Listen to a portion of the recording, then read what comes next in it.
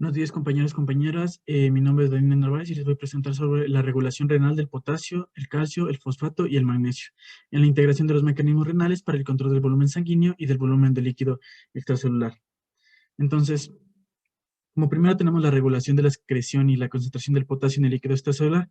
Entonces, tenemos como concepto que la concentración del potasio en el líquido extracelular está regulada en unos 4.2 mil equivalentes por litro y raramente aumenta o disminuye. Entonces, este control es muy preciso y es necesario porque muchas funciones celulares son muy sensibles a los cambios de la concentración de potasio en el líquido extracelular. Entonces, tenemos que también la concentración de potasio en el líquido extracelular es el hecho del mismo 98% del peso corporal. Y estos están dentro de las células. Y que solo el 2% están contenidos en el líquido extracelular. Entonces, también podemos ver que en un adulto promedio, 70 kilogramos, tiene 28 litros de líquido intracelular y 12 litros de líquido extracelular. Entonces, podemos decir que alrededor de 3.920 miliequivalentes de potasio están dentro de las células y solo el 59 miliequivalentes están en el líquido extracelular. Entonces, además tenemos que el potasio eh, puede venir en una sola comida en un alrededor de 50 mil equivalentes, lo cual la ingestión diaria suele ser de solo 50 a 200. Entonces tenemos dos variables entre la distribución del potasio, una hiperpotasemia y una hipopotasemia grave. La primera corresponde al aumento de la concentración plasmática y la segunda es lo contrario, una concentración plasmática de potasio muy baja. Entonces, como habíamos dicho antes, el 98% del potasio corporal total está dentro de las células y estas pueden servir como de almacenamiento o fuentes de compartimento para evitar un exceso extracelular durante la misma hipopotasemia o hiperpotasemia. Entonces, tenemos una excreción fecal que es de solo del 5 al 10% de ingesta de potasio. Este da un gran mantenimiento de equilibración entre la captación y el gasto de potasio, que estos dependen de esta misma excreción fecal. Entonces, este 5 a 10% de ingesta de potasio tiene unos riñones que se ajustan con rapidez y precisión como respuesta. Es decir, que si se exige que los riñones se ajusten a la excreción del potasio con rapidez y precisión, como respuesta a amplias variaciones en su ingestión. Podemos ver también aquí que la distribución de los compartimentos entre los compartimentos extracelulares e intracelulares también desempeña una función muy vital en la homeostasis. Y esta es la primera línea de defensa frente a los cambios en concentración. La regulación de la distribución interna de potasio. Pues tras una ingestión de una comida normal, la concentración del potasio en el líquido extracelular aumentaría hasta un valor muy mortal. Y si el potasio ingerido no se movía rápidamente hacia el interior de las células, eh, pues afortunadamente tenemos la mayor parte del potasio que sí es ingerido y pasa rápidamente al interior de las células. Entonces, esto se elimina próximamente por los riñones.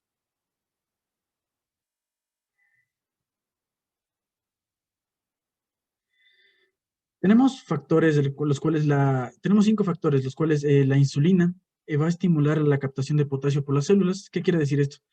Que la insulina es muy importante para aumentar la captación de potasio. Entonces tenemos como segundo la aldosterona, que aumenta la captación de potasio por las células, que mientras mayor sea la ingestión de potasio, este también va a estimular la secreción de aldosterona, lo que aumenta una mayor captación de potasio en las células, como habíamos dicho. El tercero es el estímulo beta adrenérgico, que aumenta la captación de potasio por las células. Mientras mayor sea la secreción de catecolaminas, este mismo beta adrenérgico, puede provocar el movimiento del potasio dentro del líquido extracelular al intracelular.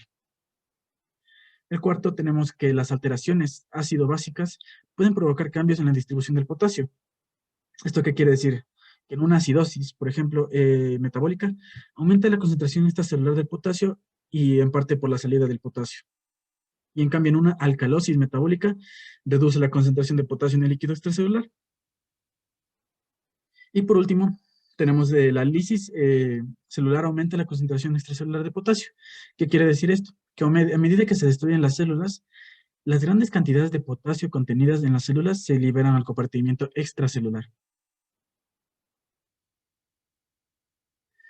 El aumento de la osmolaridad del líquido extracelular provoca una redistribución de potasio desde las células hasta el líquido extracelular. Entonces tenemos que el aumento de la osmolaridad del líquido extracelular puede provocar un mayor flujo fuera de las células. Entonces esto da paso a una deshidratación celular, lo que podría aumentar la concentración intracelular de potasio y a su vez favorece la difusión de potasio fuera de las células, es decir, aumenta una concentración de potasio en el líquido extracelular.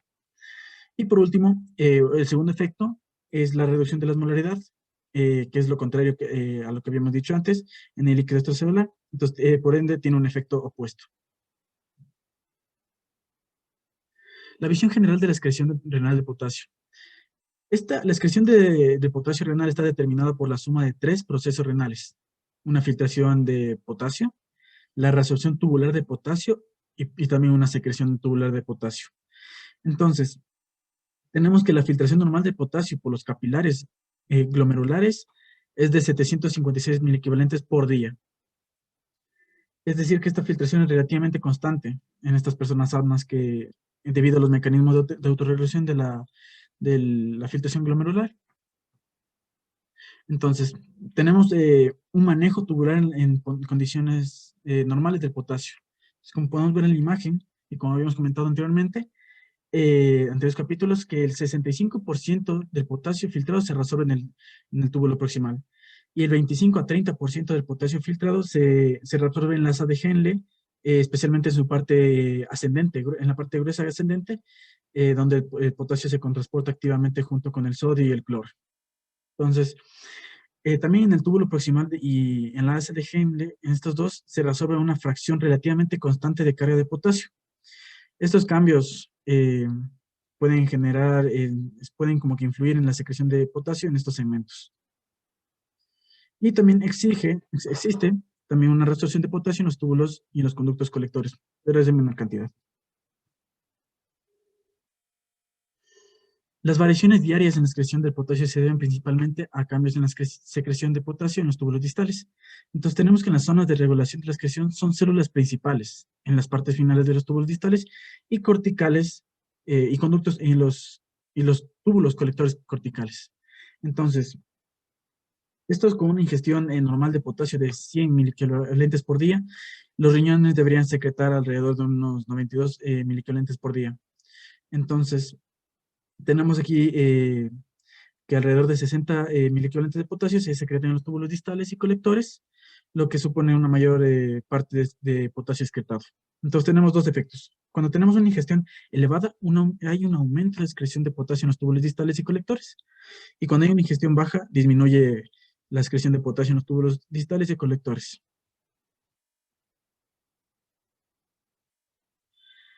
La secreción de potasio en las células principales de la porción final del túbulo distal y del túbulo colector cortical. Aquí existen mecanismos celulares básicos de la secreción de potasio en las células principales. Es decir, que la secreción de potasio desde la sangre hacia la luz tubular es un proceso es un proceso en el cual se cumplen dos pasos. El primero comienza con la captación desde el intersticio hacia la célula por medio de la bomba ATP-ASA sodio-potasio presente en la membrana vasolateral de la célula. Y el segundo paso es el proceso que es una difusión pasiva del potasio desde el interior de la célula hacia el líquido tubular. Entonces aquí podemos ver que la bomba de ATP sodio-potasio crea una concentración intracelular de alta de potasio, lo cual proporciona una fuerza impulsora para la difusión pasiva del potasio. Y tenemos que la membrana luminal de las células principales es muy permeable al potasio. Entonces aquí van a exigir dos tipos de canales de difusión de ion de potasio a través de la membrana. El primero es que los canales de potasio de la porción medular externa renal y el segundo es los canales de potasio grandes de la conductancia alta. Tenemos un control de secreción de potasio en las células principales, los cuales los principales factores que controlan la secreción de potasio en las células principales de la parte final del túbulo colector son los siguientes, de túbulo colector y de túbulo colector cortical son los siguientes. Nos da la actividad de la bomba ATPasa, sodio, potasio, como habíamos mencionado antes, una permeabilidad de la membrana luminal para el potasio y un gradiente electroquímico para la secreción de potasio desde la célula, desde la sangre hasta la célula, hasta la luz tubular. Y por último, tenemos las células intercalares, pueden reabsorber o secretar potasio. Aquí va a haber dos tipos de células. Entonces, frente a una pérdida de potasio, esta se va a detener la secreción del potasio. Por las células tipo A, estas células tipo A, ¿qué van a hacer? Van a hacer una reabsorción neta de potasio en la parte distal de los túbulos distales y túbulos colectores.